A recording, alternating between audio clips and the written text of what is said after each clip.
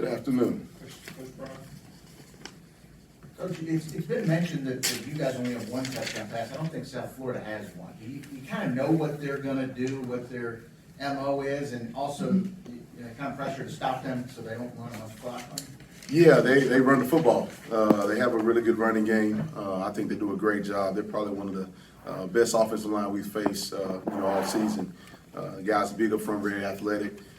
Have really good running backs. Both you have a bigger guy in zero who can get downhill quickly. That packs, he's around about 225, 230.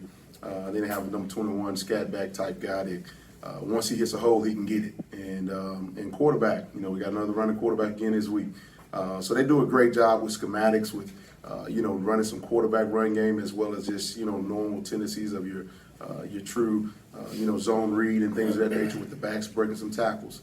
So we got to do a better job this week of what we didn't do in the second half and tackle, and limiting big explosive plays, and especially in the run game. We can't have that, and we get that fixed this week.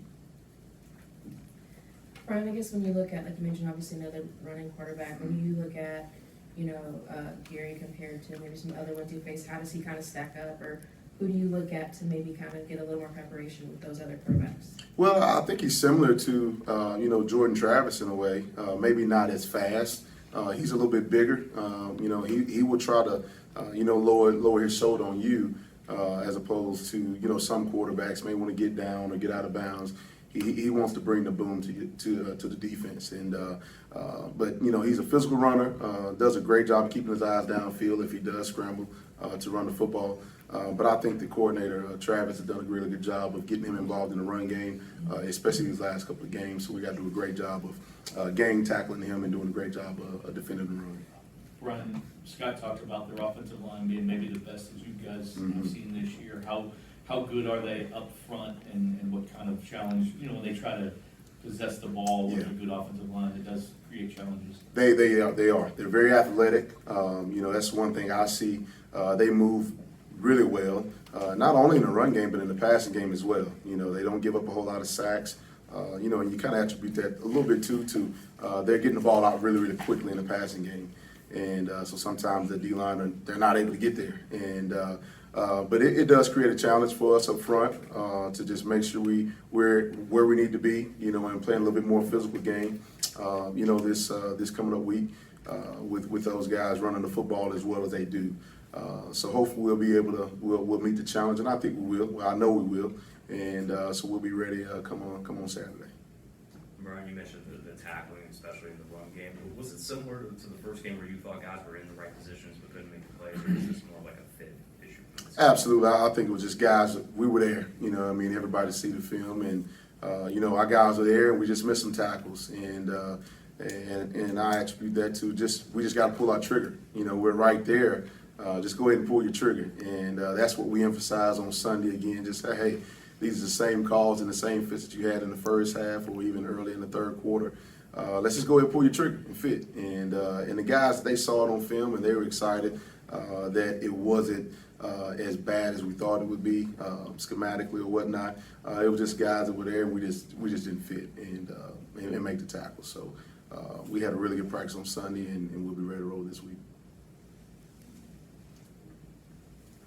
Kind of sticking on that theme, obviously that was a problem in game one. How do you explain it kind of raising its head again in game three when they already went through this humbling experience? Yeah, you really don't know. I don't know if it's a little bit because the game got a little tight, in the fourth quarter, to where we were not going in there to make the play, but not going in there not to give up a big play, in the run game. And I think that may have been a little part of it too.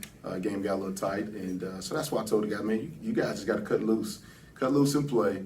Don't worry about mistakes. Just play fast, and when you play fast, you kind of clean up some of the mistakes when you're playing fast and you're pulling your trigger. And I think that had a little bit to do with it.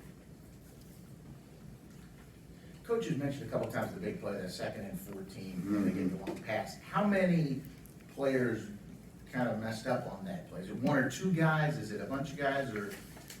Well, it really was just, when you look at it, we just got to, continue to practice those situations when it's, kind of a one-man route, kind of two-man route type deals when you're playing a cover two concept, and just making sure that our depth is correct at the safety position.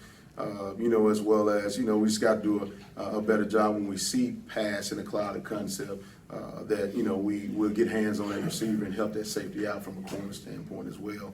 But you kind of want to be in that coverage for that route, but we just didn't execute, and we'll put those guys in more situations like that so they can execute on game day. Sort of along that same line, was Coach was mentioning earlier, you had, I think, 10 tackles for loss against a team that had very few before. Yeah. But also being up a good number of big plays. Yes. Is there a common thread on the big plays, whether it is missed assignments, confusion, missed tackles? I'm not sure a little of all, Yeah. but Yeah. is there a common thread there? I think some of it is just, when you look at early on in the game, I think some of it is just eye control, the jitters of the game. The very beginning of the game, we had some eye control discipline actions that, gave up a couple big plays.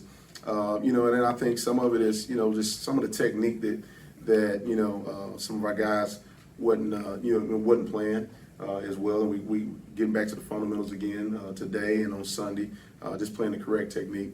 But I don't think it's confusion because the guys, they wasn't confused. They were where they needed to be on some of those plays. It was just at times the quarterback threw it perfectly. I mean, on that post ball, that was a perfectly thrown ball. On the bang gate on Dredd, it was a perfectly thrown ball. The touchdown on the third down play in the back corner of the end zone, that was a perfectly thrown ball. So give credit to those guys. They made some plays, and we were there. And we just got to make sure we make more plays this week than they make on Saturday. Bryan, when going back and looking at the film from Friday, why do you think it was that in that first quarter the secondary seemed to struggle a little bit through the air against Travis, and then late in that fourth quarter against Rodemaker? I think first on, that's what I was saying earlier, is just some of the eye control discipline, actions. If I have a tight end, I have a tight end, and I think later on in the game, I think he made, the backup quarterback came in and completed 6 balls, which was, the deep post ball, the little slant, the bang eight twice, and then the fade ball. It was more so just, a couple of times we were there and just didn't make the play. I think it's just, we just got to execute. We just got to execute better. We got to put those guys in situations in practice to make sure that they feel more comfortable in game day to execute a little bit better. Good. I appreciate it.